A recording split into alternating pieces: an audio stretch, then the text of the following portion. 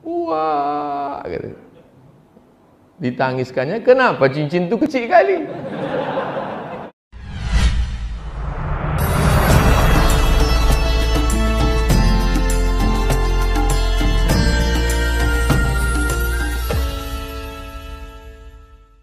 Assalamualaikum warahmatullahi wabarakatuh. Alhamdulillah wassalatu wassalamu ala Rasulillah wa ala alihi wa sahbihi wa man tabi'ahu wa mawalah. Ada 5 pertanyaan. Pertama, orang tua saya orang tidak mampu, ekonomi saya juga tidak baik. Mana yang saya dulukan? Istri atau orang tua?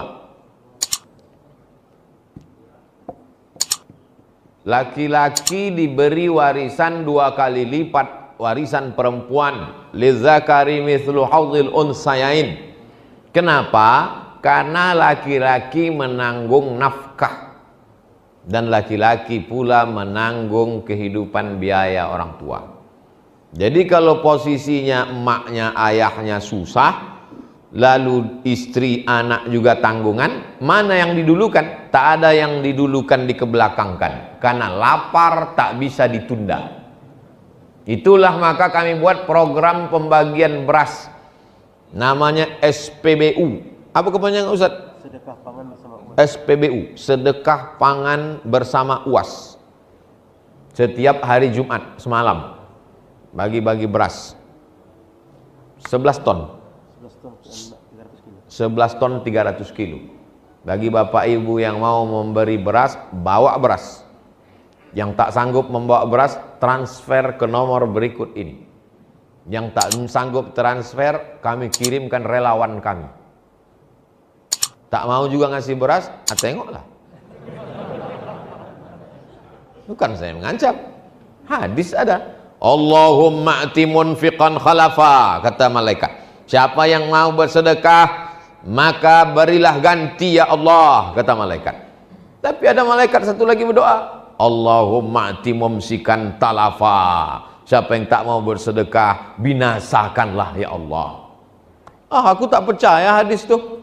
Katanya binasa, tetanggaku tak pernah sedekah, mobilnya mewah, rumahnya besar. Bukan masalah itu, tak ada barokah. Anak ganteng-ganteng, homo. Cantik-cantik, sakau. Bini selingkuh. Laki dilarikan pelakor. Tak ada barokah hidup. Kita mau cari rezeki itu banyak dan barokah. Jadi kalau pilihannya antara 2, emak lapar, bini lapar. Ada pula orang katakan, durukan orang tua, matilah bini kau. Bagi dua-duanya, makan dulu makanan pokok. Lapar tak bisa ditunda. Itulah awal motivasi kami berkumpul. Saya, Ustadz Al-Nob, sahabat-sahabat 35 orang. Lapar tak bisa ditunda, kita sapu semua nih. Keliling Pekanbaru, daerah-daerah terisolir yang susah. Mesti, nanti baru ke daerah. Baru dibawalah ke suku Talang Mama, ke suku Akit. Pesantren sampai ke Siak. Sampai ke Meranti. Meranti itu dapat 500 kilo. 500 kilo tiap bulan. Sungai Pakning. Jadi mengalir. Ustadz ada dapat beras tuh? Tak ada.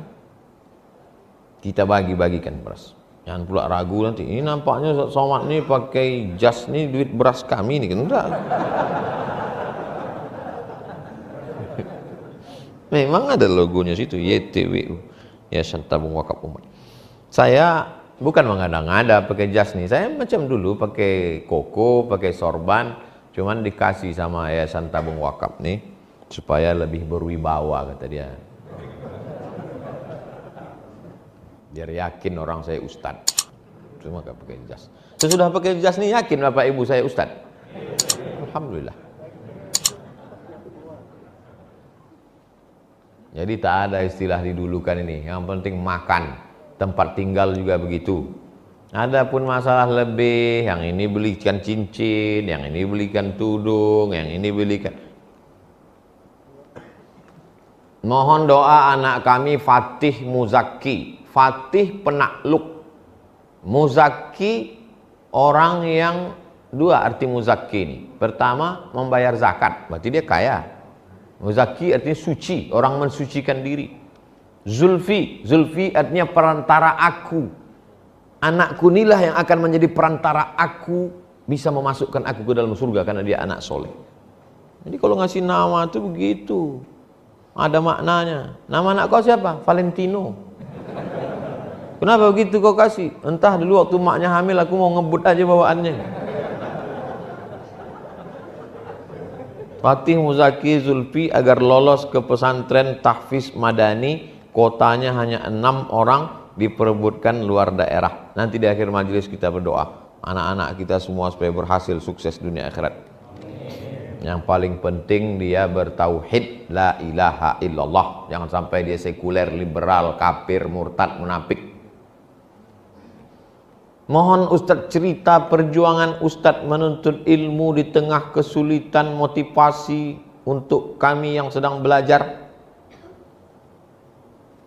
Ini nampaknya berarti tak ikut Instagram saya.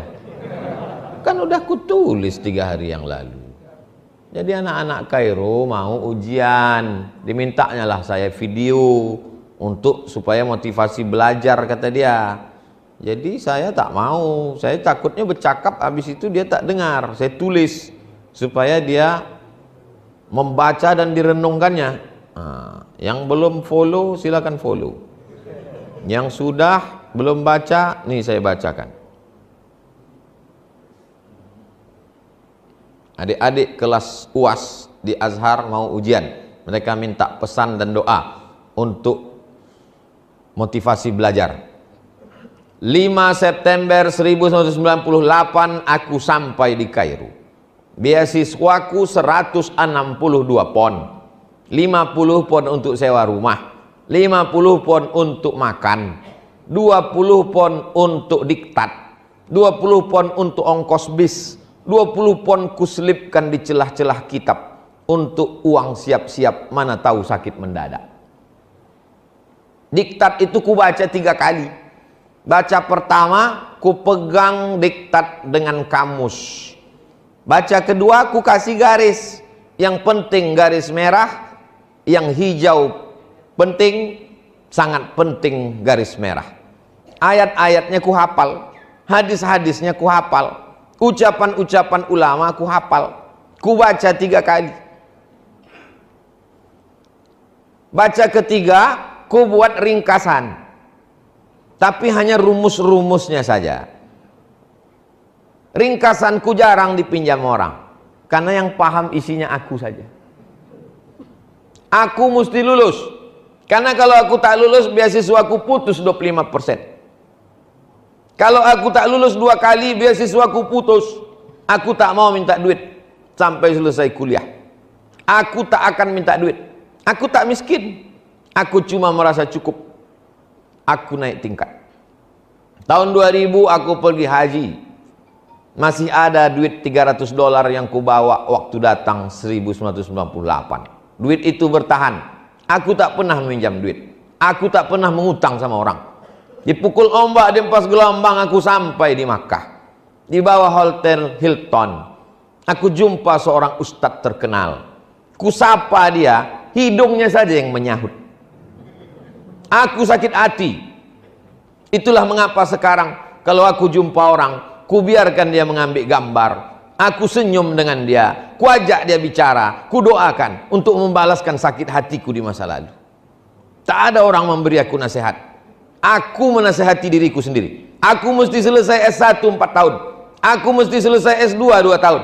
Aku mesti nikah dengan duitku sendiri. Aku mesti S3 2 tahun. Aku mesti profesor. Orang yang membenciku, ku doakan umurnya panjang supaya dia melihat kesuksesanku.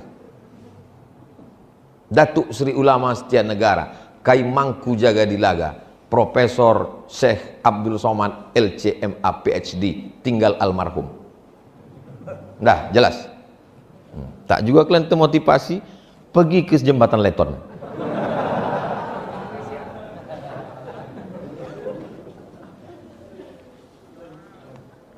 Semoga Ustadz sehat selalu. Amin. Sebelumnya mohon doanya untuk kedua putra saya semoga bisa menjadi penghafal Quran. Nanti di akhir majelis kita doakan semua anak kita jadi penghafal Quran ya Allah. Ada yang mau saya tanya Ustadz, bagaimana kiat memotivasi anak agar bisa menjadi penghafal Quran?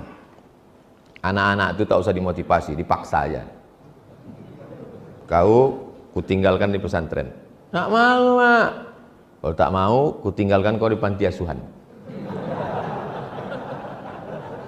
Kita ini nggak hafal Quran kan karena tak dipaksa orang tua kita kan? Coba kalau dipaksanya kita dulu. Hafal Quran kita ini sekarang. Jadi anak-anak itu paksa aja. Nanti dia berterima kasih sama kita, sayang sama kita. Hafal Quran. Sayang bukan dikasihkan dia handphone mahal. Sayang bukan dikasih dia sepeda motor, knalpotnya dipotongnya, selewat dia di masjid, disumpah orang satu masjid. Sayang sama dia bukan dikasih dia mobil, kacanya hitam, dibawanya anak gadis seorang, dia playboy cap tupai. Sayang sama anak bukan dikasih dia kamar sendiri, TV-nya sebesar bioskop, main game online dia, tak tahu dia sembahyang, tak tahu dia tamu, tak tahu dia menegur orang, tak tahu dia adat istiadat, tak tahu dia kepada Allah. Itulah orang tua yang memajusikan anak. Sayang sama anak, masukkan dia pesantren. Selalu saya sampaikan, TK Quran, SD Quran, SMP Quran, SMA Quran. Masalah dia kuliah mau kemana, terserah. Anak saya, keponakan saya mesti belajar pesantren. Saya mengantarkannya ke Ihsan Boarding School. Kau mesti di sini nak, anak adik saya. Nanti sesudah kuliah terserah kaulah. Ibarat pokok kayu sudah siap dilepas ke hutan. Sekarang dalam polybag mesti ikut cakap aku. Kalau mau datang ke rumah aku, jangan pakai celana sempit, jangan pakai celana legging, jangan pakai celana setan. Mesti pakai jilbab panjang. Jadi kita mesti mendidik mereka agak strength sedikit. Saya cakap aja gitu, hati lembut. Karena lembut hati kita lah maka kita sayang sama dia. Kan mau menyelamatkan dia dari neraka jahanam itu. Adapun orang tua yang lemah lembut baik, papa mau jalan sama pacar, pergilah nak, pergilah. Itulah yang membuat dia jadi hantu. Emaknya kuntilanak. Nama saya tak boleh menyebut nama, menjaga kode etik jurnalistik. Saya berniat untuk menikah. Bagus. Tapi kendala di biaya. Adat. Apakah saya berdosa karena membantah untuk mengikuti acara adat? Karena ini permintaan calon mertua saya. Apa dimintanya? Dimintanya emas secuci tangan. Ini cuci tangan, ha? Mesti penuh emas. Adalah jumpa saya ibu-ibu di Masjid Ar-Rahman. Ustadz, ya bu, anak saya mau nikah. Nikahkanlah kata saya. Saya mau dia memiliki kepribadian Pak Ustadz. Mobil pribadi, rumah pribadi. Jadi anak itu sekarang, ya saya biarkan aja pacaran dulu. Setiap malam Ahad, Sabtu malam Ahad dia boncengan, dia pergi, dia jalan-jalan, ibu menanggung dosanya. Dosa apa Pak Ustadz? Cuman makan bakso kok. La ilaha illallah. Mau kadang orang ini makan di daun daripada makan di pinggan. Ini bukan zaman Siti Nurbaya. Orang tinggal di rumah kayu dijolok pakai lidi dari bawah. Ini zaman hantu. Maka kalau kita biarkan anak kita ini, dia akan jadi gondoruo pacaran sama kuntilanak. Anaknya tuyul. Nikahkan. Iyakunu fuqara. Kalau jantan yang datang itu susah, kasih dia modal bantuan. Saya tulis di kertas. Aku Abdul Somad, ini ku kasih cincin sekian gram. Kalau nanti kau mau nikah nak, datang laki-laki itu kurang mampu, jadikanlah ini sebagai maharnya. Anak itu masih kecil lagi, tidak sih. Kalau nanti datang laki-laki itu kurang mampu, kasihlah cincin ini sebagai maharnya, supaya mudah kalian menjaga diri dari yang diharamkan Allah. Kalau laki-laki yang datang itu bertuah, rezekinya berlebih, simpanlah cincin ini sebagai kenang-kenangan dari aku. Jangan lupa kau bacakan aku Fatihah. Buatlah aku seperti yang kubuat kepada engkau, buat pula lah anak-anak kau seperti. Ceritakanlah yang kubuat ini kepada anak-anakmu nanti. Dah saya tulis. Saya mati ini siap. Saya beli cincin, kan banyak saya dapat batu di mana-mana ceramah, kasih orang batu. Saya ikatkan cincin berapa gram, saya tuliskan. Itu anak perempuan saya. Kalau datang meminang kau nanti laki-laki yang kurang beruntung, tapi dia soleh baik, jadikanlah ini sebagai mahar nikah. Jangan kau minta macam-macam. Tapi kalau dia mampu, cincin ini sebagai kenang-kenangan dari aku, kau doakan aku, kau kirim aku Al-Fatihah. Nah, yang ku buat ini, kau ceritakan pula lah ke anak-anakmu, supaya ingat mereka dengan aku. Ada, tapi belum saya kasih sekarang, nunggu saya mati. Jadi kalau saya mati, buka mereka, menangislah mereka menengok. Wah, gitu. Ditangiskannya, kenapa cincin itu kecil kali?